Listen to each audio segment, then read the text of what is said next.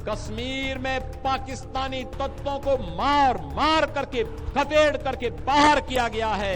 पेशेवर माफियाओं को 4 हम लोगों ने निकाला है। उत्तर प्रदेश में इनकी छाती में बुलडोजर चला करके।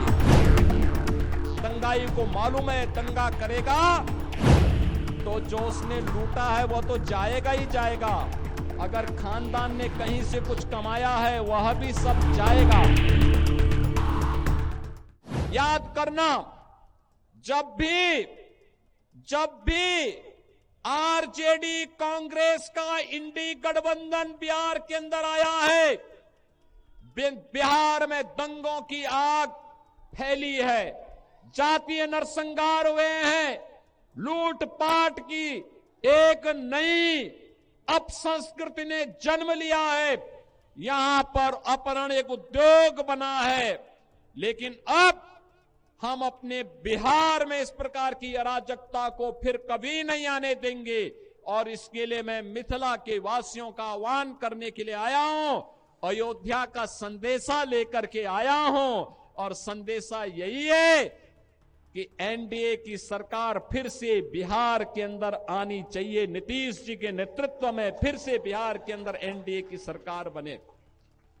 हमें घुसपैठ नहीं होने देनी है, घुसपैठियों को नहीं आने देना है। जैसे कश्मीर में धारा 370 को समाप्त करके कश्मीर में पाकिस्तानी तत्वों को मार मार करके खदेड़ करके बाहर किया गया है, ऐसे ही हम अपने सीमावर्ती क्षेत्रों में घुसपैठियों को निकाल करके बाहर करके और जो भी आपराधिक गतिविधियों में लिप्त होगा उसकी संपत्ति को जब्त करवा करके गरीबों में बंटवाने का काम भी करने का काम एनडीए की सरकार करेगी। बहनों और भाइयों, मैं तो आपसे ही कहने के लिए आया हूं, यही अंतर है आरजेडी और कांग्रेस में और एनडीए में।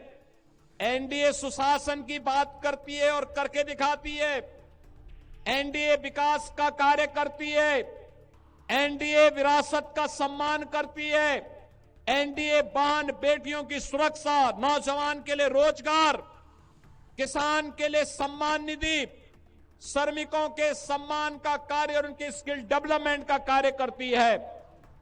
तो आरजेडी और कांग्रेस के लोग अपहरण को उद्योग बनाते हैं, पेशेवर माफिया को अपना शागिर्द बनाते हैं। और इसीलिए तो इन पेशेवर माफियाओं को 4 हम लोगों ने निकाला है। उत्तर प्रदेश में इनकी छाती में बुलडोजर चला करके। आज उत्तर प्रदेश माफिया विहीन हो चुका है। आज उत्तर प्रदेश अपराध से मुक्त हो चुका है। आज उत्तर प्रदेश में न दंगा है और न ही कोई अपराध। यूपी में अब सब है चंगा, यूपी में कोई समस्या नहीं। पर्व और त्योहार के पहले कोई दंगा नहीं होता है, क्योंकि दंगाई को मालूम है दंगा करेगा तो जो उसने लूटा है वो तो जाएगा ही जाएगा। अगर खानदान ने कहीं से कुछ कमाया है वह भी सब जाएगा।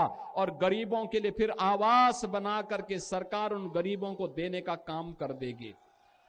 बहनों और भाइयों, यहां पर आप फिर से एनडीए के प्रत्याशी श्री मदन मुरारी झा को विजयी बनाइए। प्रभातखबर.com, विश्वास वही, रफ्तार नहीं।